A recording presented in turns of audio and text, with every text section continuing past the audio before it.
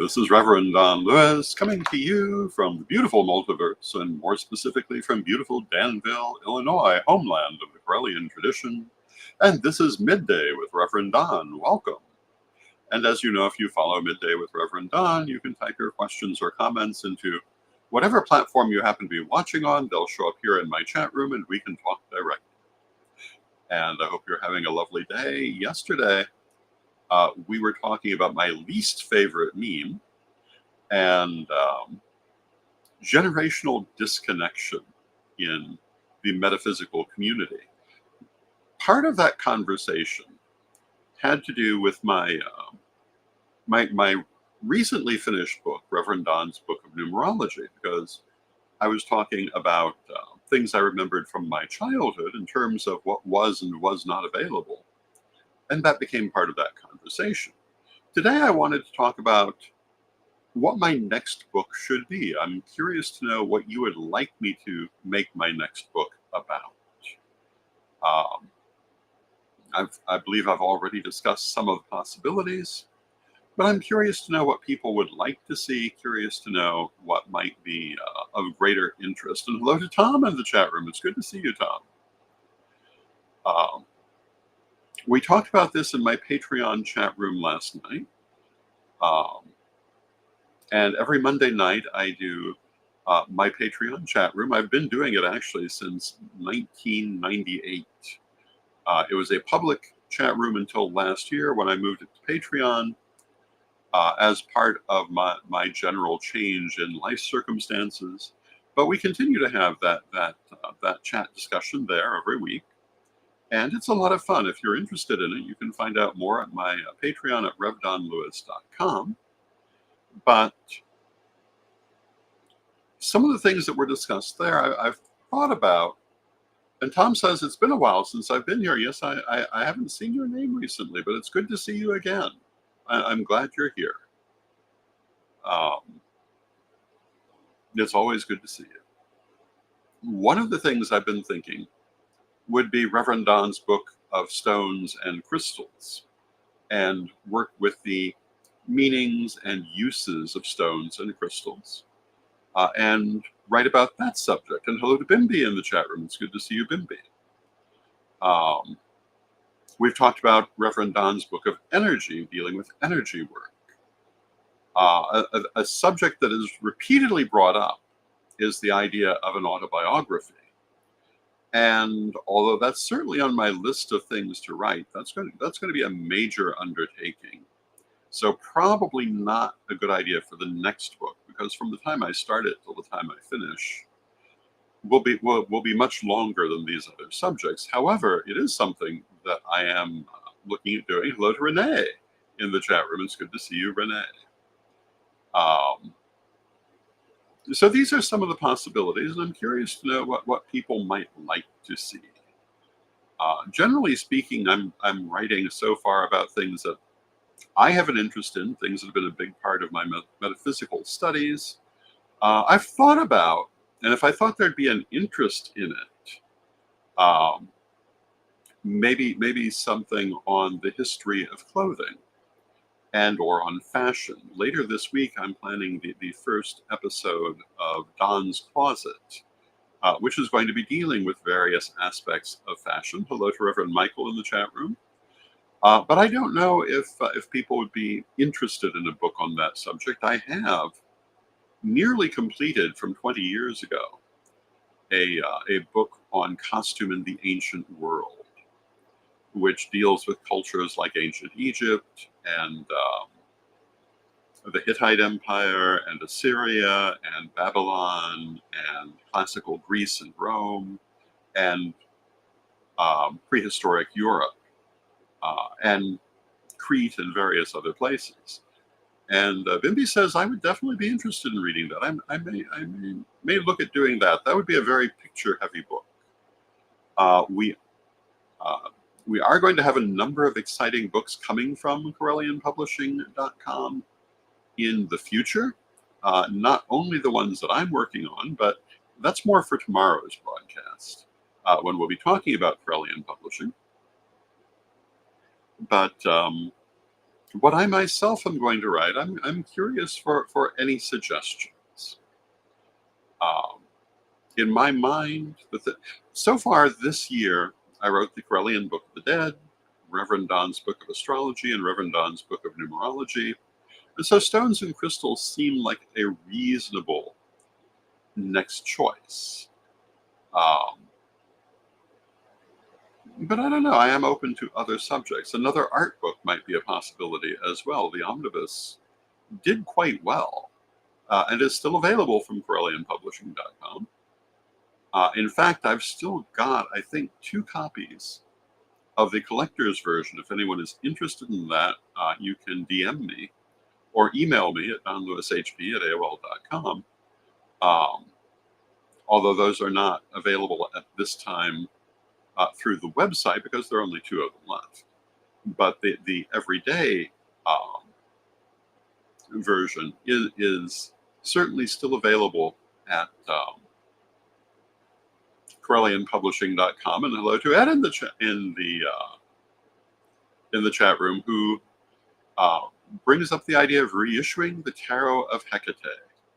And yes, we're looking at reissuing the Tarot of Hecate. We're looking at doing a pre-order for the Tarot of Hecate. So if you're interested in the Tarot of Hecate,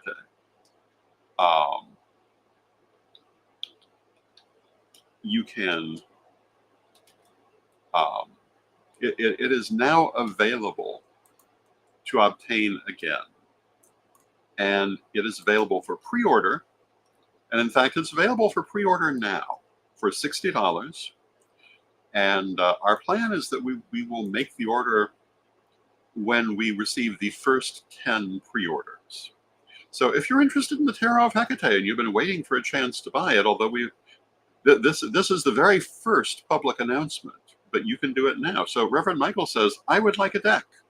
And you can go to CorellianPublishing.com, go to the Infinite Tarot tab, and it is the first offering on that page. And you can pre-order your Tarot of Hecate. And like I say, we will be holding off on actually making the order until we've had at least 10 of them sell. And I will probably do an announcement at that time asking if anyone else wants to be in that very first order. And then however long it takes them to be printed and sent to us is how long it will take for you to get them. And hello to Leo in the chat room, who says, I'm in for a deck. And again, you can find that at CorellianPublishing.com under Infinite Tarot. And of course, the Tarot of Hecate, in addition to being its own tarot deck, is also the base deck for the Infinite Tarot, which is infinitely expandable. And this is the beginning of bringing back all of the various Infinite Tarot decks. But we're starting with Tarot of Hecate because that's what most people are looking for, have been looking for. It's not been available for a while. I would say I could write my next book on that subject, but I already wrote the book on that subject. And if you're interested in the Tarot of Hecate manual, it's also available at CorellianPublishing.com. And also, I believe a PDF of it comes with the deck. So, yeah, if you're interested in Tarot of Hecate has run through most of my life. It wasn't my idea. It was Lady Bitterwind's idea. Back in the day, referring again to yesterday's program, back in the day before you were buying your sage at Whole Foods, and in fact before we were using sage in that way, I was doing artwork all through the pagan press, all kinds of artwork, mostly of different deities or different mythological subjects, occasionally of ritual scenes, with a lot of symbolism involved. And I was practicing what Lady Bitterwind called patterning, which means that you could read those images on many different levels. And that tends to be true for my artwork, often even now, that there's the obvious level that you see when you look. But, you know, if you look again, very often there's more there.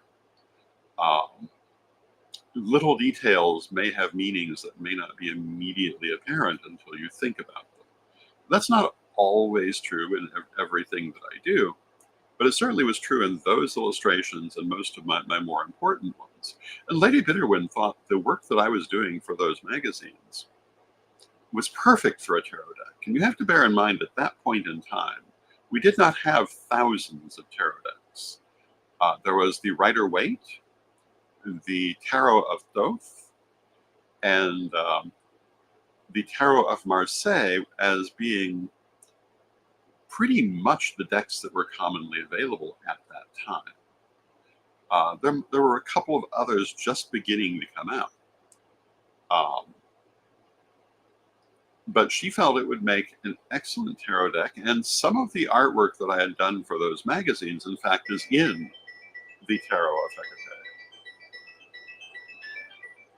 And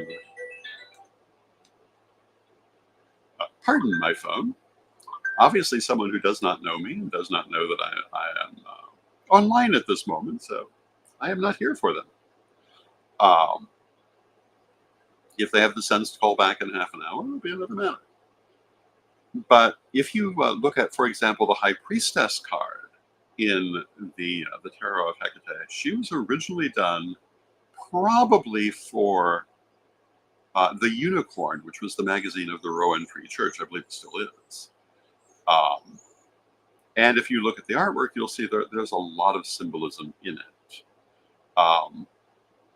And Lady Bitterwind convinced me that I needed to do a tarot deck.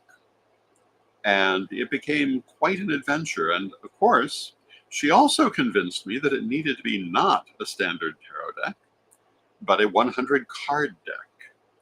And her belief was that a 100 card tarot deck was necessary, one, for additional meanings, and two, because numerologically she felt it made more sense. And I do too. It certainly changes some of the numerology of the cards. And, you know, I just finished Rev Don's book of numerology. And one of the points I made is that numerology runs through all forms of metaphysics. It certainly is big in tarot, where every card pretty much has a number. And hello to Proxones in the chat room. It's good to see you, Proxones. But there are additional cards in the major arcana in the Tarot of Hecate, which changes the numbering of the major arcana in ways that, in my mind, make more sense. And if you read the book, you'll see why I feel that way. And Proxones says that they are joining us from Maria Linden Church in Germany. That's wonderful. It's good to see you, Proxones. And, you know, it's wonderful to have audience around the world. I know it's much later there than it is here, but it's good to see you. And getting back to the Tarot of Hecate, it also includes an additional suit. So at 100 cards, it's bigger than a normal tarot deck. And of course, it took years to do. And it was originally done as a black and white deck. And that's because this was in the 1980s. And getting cards published was a much harder thing to do then than it is today. I believe we first brought out the Tarot of Hecate 20 years ago because the ability to have cards published had become so much easier. But back in the 80s, I was working with Gemini Press, and they were going to publish it. But they felt they needed to start with a black and white version to keep the cost affordable. And so the original artwork was all black and white. And in fact, none of that original artwork exists today because I sent it all to Gemini Press and never got it back. I believe that the lady who ran Gemini Press has probably crossed into spirit long ago. And all of that original artwork probably found its way to a dumpster somewhere.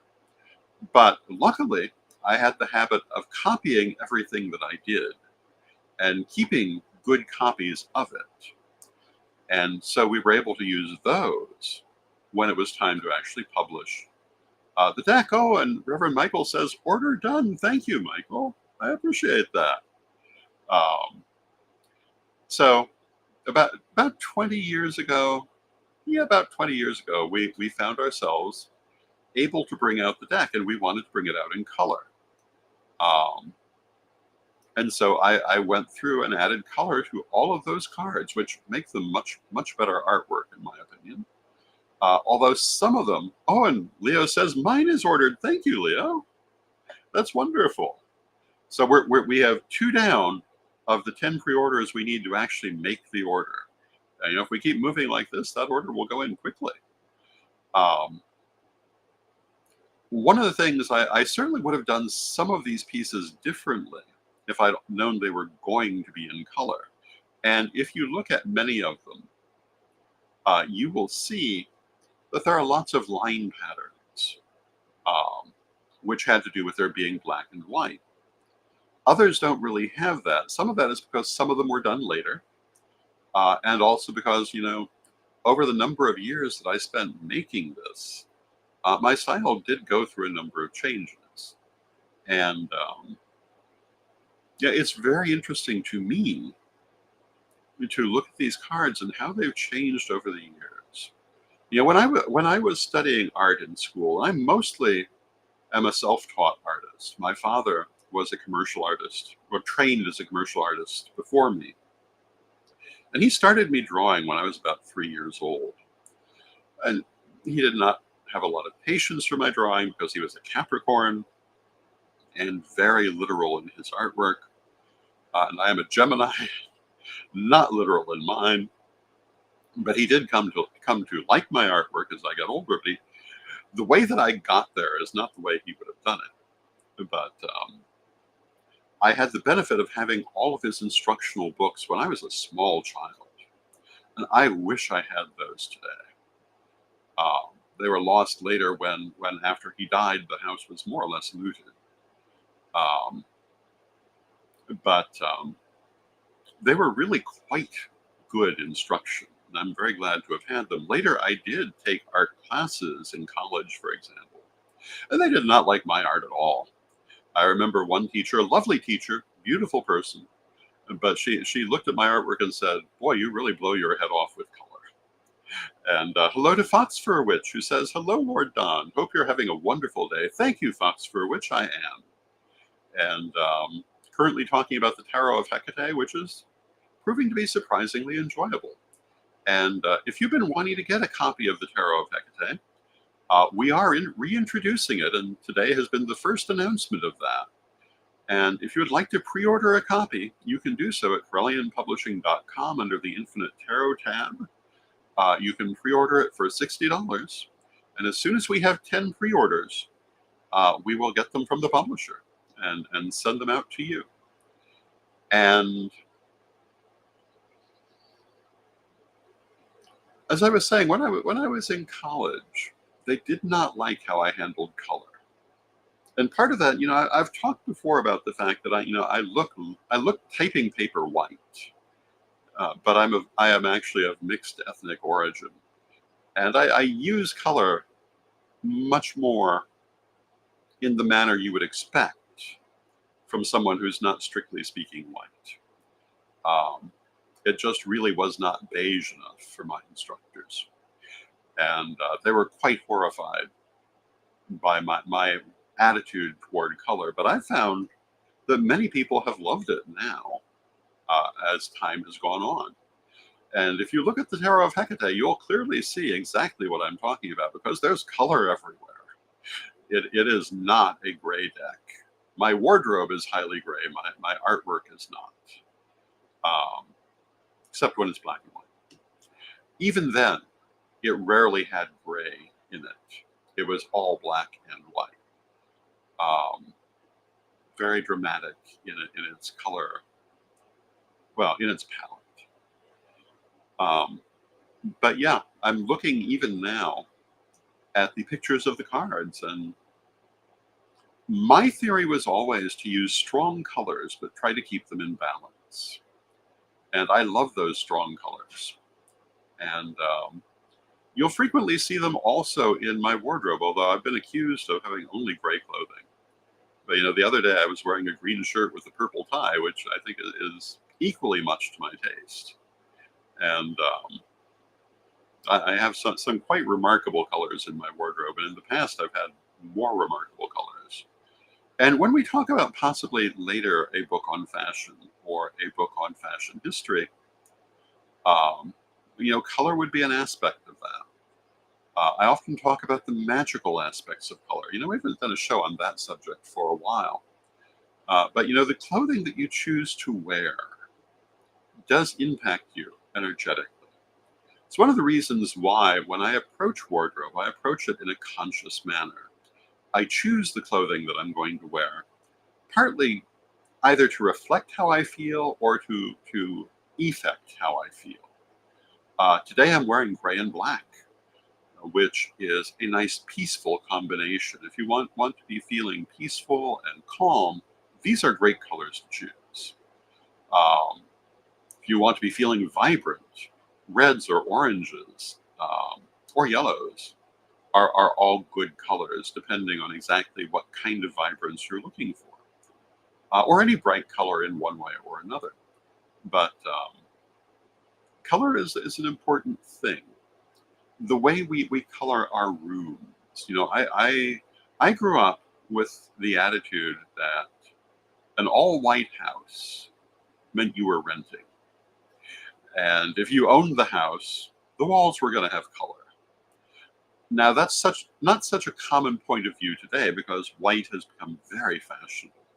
And it's no surprise, things have become so emotional in the wider culture that neutral colors are very fashionable in interiors in the last few years.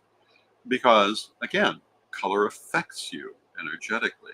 When you're surrounded with neutral colors, you're going to feel more peaceful and more at ease. Um, and Foxfur says, I'm looking at them now. They're beautiful. I love the artwork. Thank you, Foxfur, which I appreciate that. At the time, they were quite a revolutionary concept. In some ways, they still are. They definitely have Lady Bitterwind's spirit all through them. And, one of the things I teach when I teach tarot is that the major arcana not only addresses spiritual issues, but it tells the story of creation and incarnation. And because of the extra cards in the Tarot of Hecate, I think it does a slightly better job telling that story. And if you read the book that I have written about the cards, it will explain that. As I say, we do offer a PDF to go with the deck, or you can get the book itself, which includes pictures of the cards. But I feel that each of those major arcana cards speaks about a certain aspect of our existence in this world and speaks to its deeper spiritual meaning. And that is one of the great mysteries of tarot, I feel. And when we look at the minor arcana, of course, they're dealing more with everyday life. Unlike some people, I will also use the major arcana to address everyday life. And I explore both the cosmological and the practical meanings of those cards. But the cosmological meanings I feel are very important. I write in the degree lessons about the idea that the tarot is a visual scripture. And this is what I mean by that the major arcana can be used to understand the nature of existence. And the fact that the Fool is both the number 0 and the final card as well is part of that. And that is the idea of as above, so below. The beginning and the end are the same place. And you never really move from it. You only think you do. You're always the Fool as you go through the major arcana. But you experience all these different states of being. And I think that's ultimately the nature of incarnation. We are, in the end, an expression of the spirit that runs through everything. But to get to where we are now, we've come through many steps. And it is largely a matter of how you look at it how much we are all the same and how much we're different. I talk about that extensively in my writings. And I've been known to compare it to a chain of fairy lights, or if you prefer, Christmas lights or holiday lights. But we'll call them fairy lights for this purpose. And every bulb is separate. Every bulb, in many cases, has its own color. Some of them are set to twinkle at different paces, but they're all the same electricity running, and it runs through the entire wire. And yes, there is a sequence of the bulbs. Yes, there are many differences between them. And if you look at the bulb, it's very unique and individual. But if you think about the chain of fairy lights itself, it's a single thing. And when we talk about the great diamond of creation, that's how I see it too. I think that deity and existence both are a single stone of many facets. And if you look at that facet, it's very individual. But you can also look at the stone, and the stone is a thing in itself. And how you look at it is really what decides what you see. But the one thing that you must not do is try to look at it simplistically, because then you end up with needlessly narrow definitions.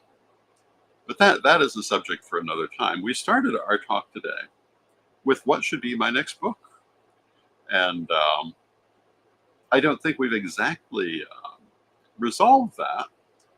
But what I would ask you to do is, if you have a preference for the book you'd like to see, consider posting that on my Facebook page.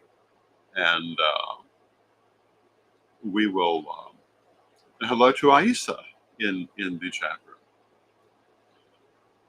And we will go from that. And with that, we're coming down to the end of our half hour. Now, tomorrow I'll be back again with Chris Copeland, and we'll be talking about Corellian publishing itself. And we'll have quite a bit to say about that, I imagine. And I hope you'll join us for that. And we'll talk not only, and hello to Lavola in the chat room. And Lavola says, interesting conversation. Thank you, Lavola.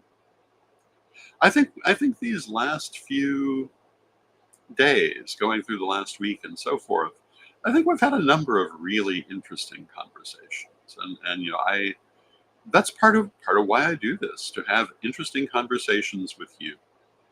And in talking about my chat room that I do through Patreon, I talk about how you never know what we're going to talk about, but we might talk about art or history or metaphysics or the witchness of the why, and this program's kind of that way too. Yesterday we were talking about my least favorite meme, which actually turned into a discussion of history and generational disconnect. I'm trying with all my might not to talk about my other least favorite meme, because it has no metaphysical relevance, though it does have a lot to do with generational disconnect. But tomorrow we'll be talking again with Chris Copeland about Corellian publishing, and various books coming shortly from Corellian publishing, not just from me. And in future, you're going to see many more authors coming through Corellian publishing. So please join us for that, and I hope that you have a wonderful rest of your day. Again, the first episode of Don's Closet will be later this week. If you are in the Danville area, Gaia Thrift will be open this weekend. We will be having dollar days. It will be quite lovely, I'm sure. I hope that some of you will join us for that, and I'm sure I will come to you through video during that period. And with that, I'm going to wish you a wonderful day, and let us close with our prayer as we always do. Divine Mother Goddess, Divine Father God, beloved ancestors, we thank you for all the wonderful things that you do in our lives. We rejoice in the beautiful colors of this world. We rejoice in the many different ways that people perceive them, in the different ways that people perceive the world. Every day is a beautiful day when we know to look for that beauty. It's not always the same, but it's always there. And we ask you to help us to always find that beauty. Help us to find the good things in life, even when bad things are happening. Help us to draw with all the colors of the wind, to borrow a phrase, and to see those colors in our lives. And beloved Mother Goddess, beloved Father God, beloved ancestors, we thank you for all that you do for us. And knowing you are always with us, from respect, we thank you for your presence, and may you be blessed now and always. May you be blessed now and always, and I shall look forward to seeing you again tomorrow, when I will have some other eccentric color combination in which I will take great delight, and hopefully you will too. So have a lovely day.